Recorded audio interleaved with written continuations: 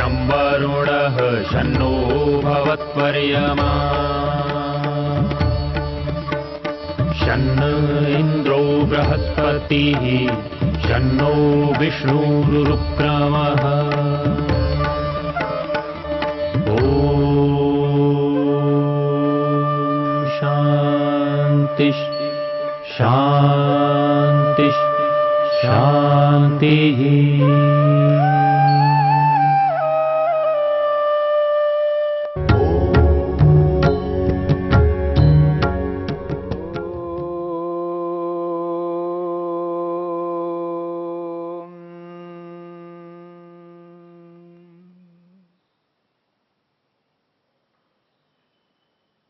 समाधि पाद के 42वें और 43वें सूत्र में स्थूल भूतों के साक्षात्कार को लेकर के विचार किया है। सवितर्का और निर्वितर्का समापत्ति। सवितर्का समापत्ति जिसमें शब्द, अर्थ और ज्ञान यानी वस्तु का नाम, अर्थ जो पदार्थ है जिसका साक्षात्कार होता है, और उस पदार्थ संबंधी ज्ञान। नाम, अर्थ, ज्ञान तीनों का एक साथ साक्षात्कार होने को सवितर्का समापत्ति शब्द से कहा है। और निर्वितर्का समापत्ति में केवल अर्थ मात्र का प्रत्यक्ष होता है, अर्थ मात्र की अनुभूति होती है। योगी जब उस पदार्थ का साक्षात्कार करता है तो केवल अर्थ मात्र रहता है, यानी नाम गौण हो जाता है और उस अर्थ का, उस पदार्थ का जो ज्ञान है, जानकारी है, वो भी गौण हो जाती है। केवल अर्थ प्रधान रहता है, अर्थ मुख्य रहता है। और एक बात, जब अर्थ मुख्य रहता है, अर्थ का साक्षात्कार हो रहा है, तो मानो वो जो मन है जिसके माध्यम से साक्षात्कार हो रहा है वही उस अर्थ को दिखाने वाला है। मानो वो मन गौण हो जाता है, शून्य सा हो जाता है। मन शून्य सा हो जाता है, यानी मानो मन नहीं है, या यूं कहे मन ही अर्थ के रूप में प्रकट हो रहा है। क्योंकि जो पदार्थ है उस पदार्थ से जब मन युक्त होता है, जुड़ जाता है, तो पदार्थ जैसा बन जाता है मन, क्योंकि वो चुंबक के समान उससे युक्त होता है और स्फटिक मणि के समान है, बिल्लोर पत्थर के समान है, क्रिस्टल के समान है, दर्पण के समान है। जब उस पदार्थ से मन जुड़ जाता है, युक्त होता है, उस स्थिति में मानो मन नहीं है, वो पदार्थ ही है। मन उस पदार्थ के रूप में प्रकट होता है, साक्षात्कार होता है, केवल अर्थ मात्र होता है निर्वितर्का समापत्ति में।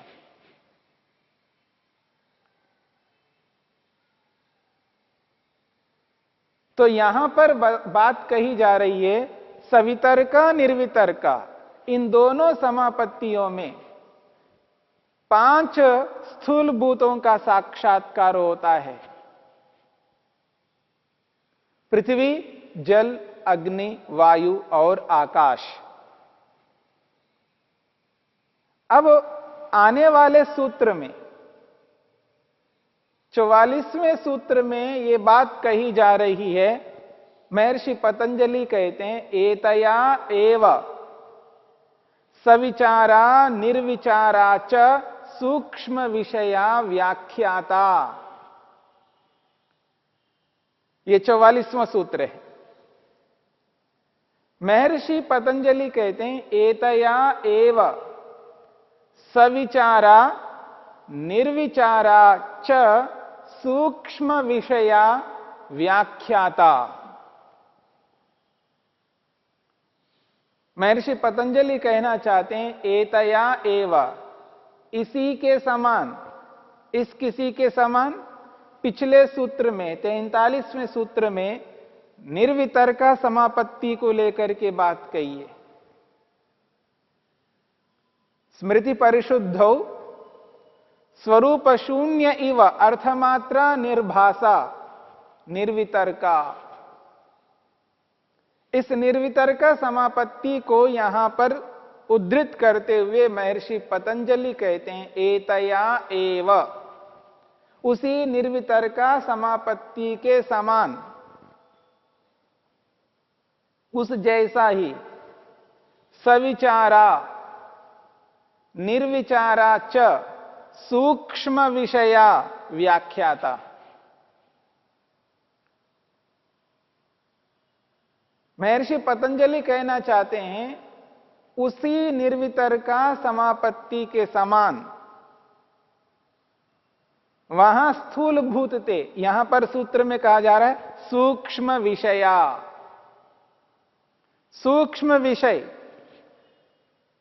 उन दो समापत्तियों में, सवितर्का निर्वितर्का समापत्तियों में स्थूल भूत विषय थे, यहां पर कहा जा रहा है सूक्ष्म विषया, यहां सूक्ष्म विषय है। सविचारा निर्विचारा इन दो समापत्तियों के जो विषय है वह है सूक्ष्म विषय। वहां स्थूल विषय थे, यहां सूक्ष्म विषय है। और सूक्ष्म विषय क्या है? 5 तन्मात्राएं जो स्थूल भूतों के कारण हैं। 5 तन्मात्राएं, गंध तन्मात्रा, रस तन्मात्रा, रूप तन्मात्रा, स्पर्श तन्मात्रा और शब्द तन्मात्रा। ये 5 तन्मात्राएं, ये है सूक्ष्म विषय। इतना ही नहीं, इसके साथ साथ में 5 ज्ञानेंद्रियां, 5 ज्ञानेंद्रियां जिनके माध्यम से हम जानकारी प्राप्त करते हैं, वो भी सूक्ष्म विषय है। और 5 कर्मेंद्रियां हैं जिनके माध्यम से नाना प्रकार के विविध कर्म हम करते रहते हैं। 5 कर्मेंद्रियां, 5 तन्मात्राएं, 5 ज्ञानेंद्रियां, 5 कर्मेंद्रियां, 15 पदार्थ हो गए। एक मन है 16वां, एक अहंकार है 17वां और एक महतत्व रूपी बुद्धि है 18वां। इतना ही नहीं, सत्व, रज और तम, ये भी 3 पदार्थ हैं जो इन समस्त पदार्थों के मूल कारण हैं, उपादान तत्व हैं। ये सारे के सारे सूक्ष्म विषय है। तो यहां पर सूक्ष्म विषया कहा है। एतया एव सविचारा निर्विचारा च सूक्ष्म विषया व्याख्याता। एतया एव, इसी निर्वितर्का समापत्ति के समान सूक्ष्म विषयों वाली जो समापत्तियां हैं वो है सविचारा और निर्विचारा। इन 2 समापत्तियों को उसी निर्वितर्का समापत्ति के समान व्याख्याता, व्याख्या की गई है, ऐसा समझ लेना चाहिए। यानी इन समापत्तियों की व्याख्या भी उसी निर्वितर्का समापत्ति के समान समझ लेना चाहिए। पूर्वोक्त समाधियों के समान इनको भी समझ लेना चाहिए। और यहां पर 2 समाधियां हैं, 2 समापत्तियां हैं, एक सविचारा और एक निर्विचारा। 4 प्रकार की समापत्तियों को लेकर के बात चल रही है। सवितर्का निर्वितर्का, इन 2 समापत्तियों में 5 स्थूल भूत विषय थे। एक में नाम, अर्थ और ज्ञान तीनों का एक साथ दर्शन होना, वो सवितर्का समापत्ति है। और निर्वितर्का समापत्ति में केवल अर्थ मात्र का साक्षात्कार होता है। नाम और ज्ञान ये गौण हो जाते हैं, अर्थ मुख्य रहता है। वे हैं सवितर्का, निर्वितर्का।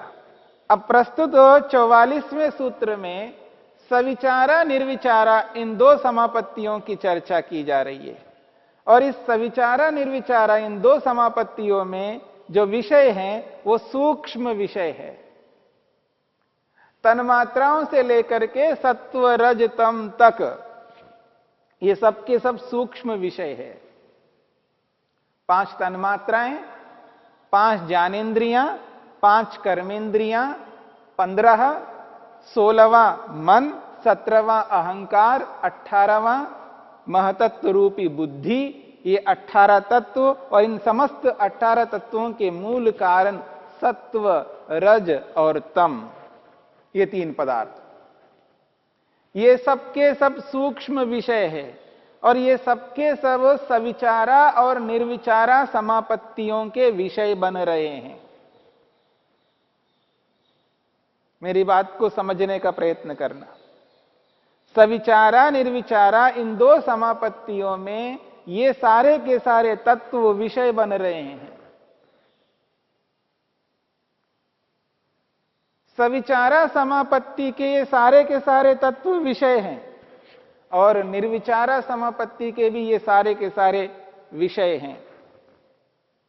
अंतर इतना है, एक में अर्थमात्र का निर्भास होता है, केवल अर्थमात्र का साक्षात्कार होता है, और एक समाधि में अर्थ के साथ साथ उसके नाम और उसका ज्ञान।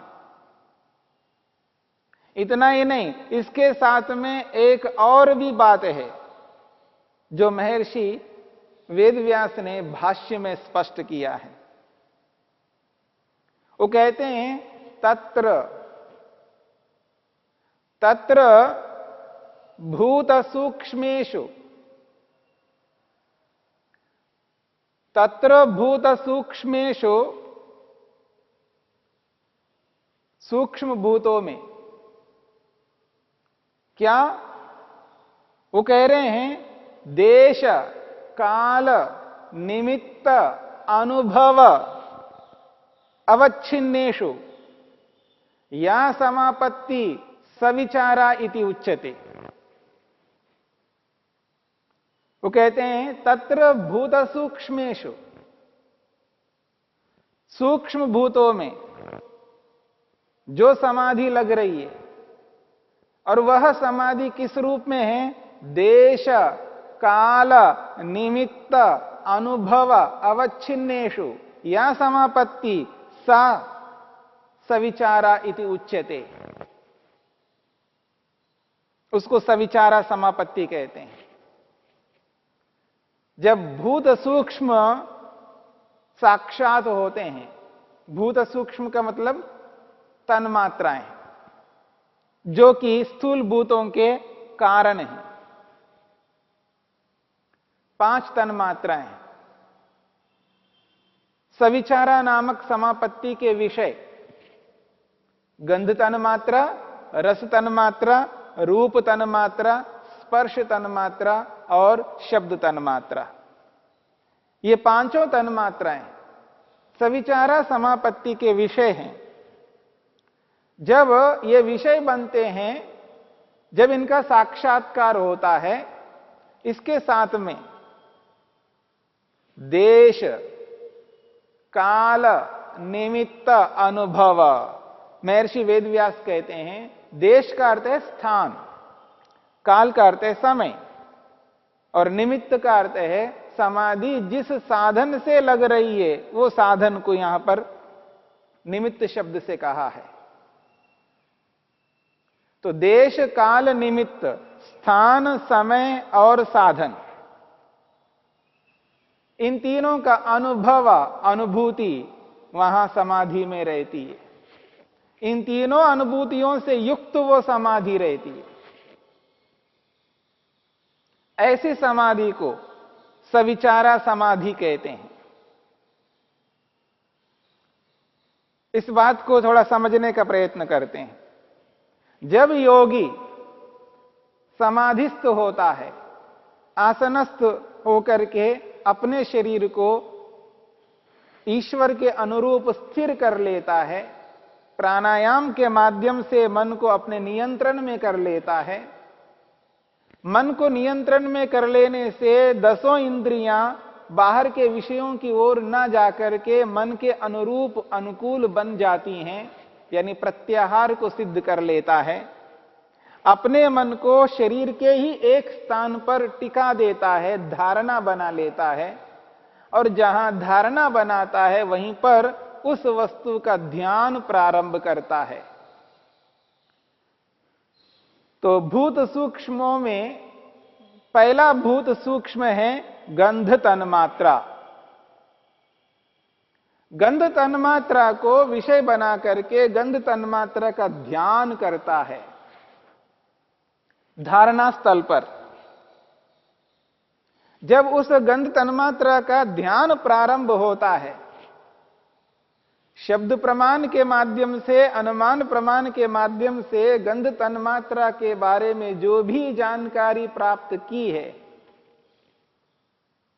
जो भी उनके बारे में पढ़ा है, सुना है, उसी के आधार पर उस पदार्थ का निरंतर ध्यान कर रहा है।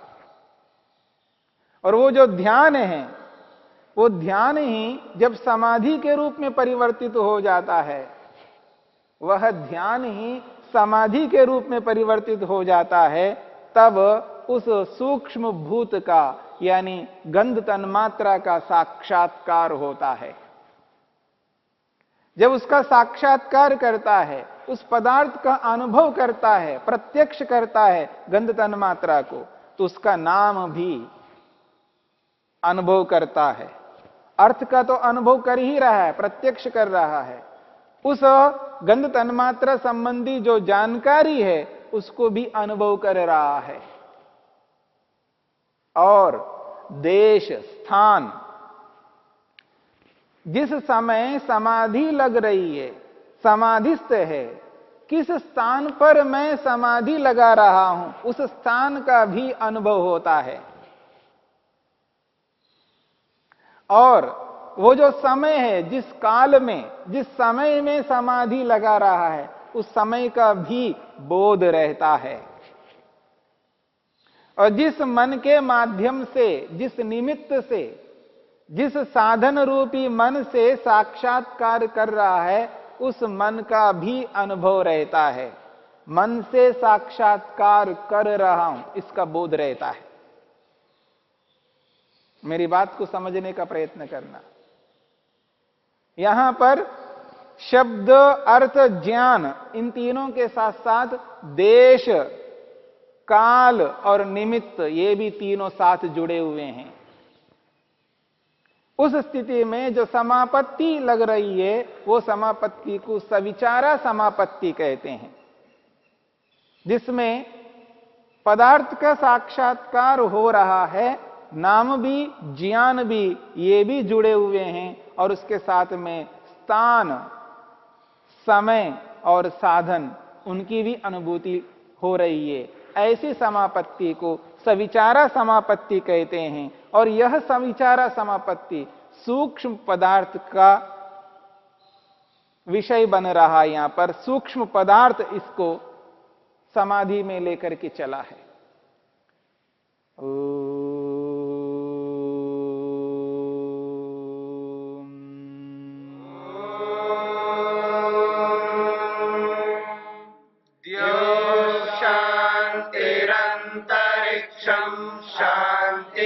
पृथिवी शान्तिरापः शान्तिरोषधयः शान्तिः वनस्पतयः शान्तिर्विश्वे देवा शान्तिर्ब्रह्म शान्ति सर्वं शान्ति शान्तिरेव शान्ति क्षमा शान्तिरेधि।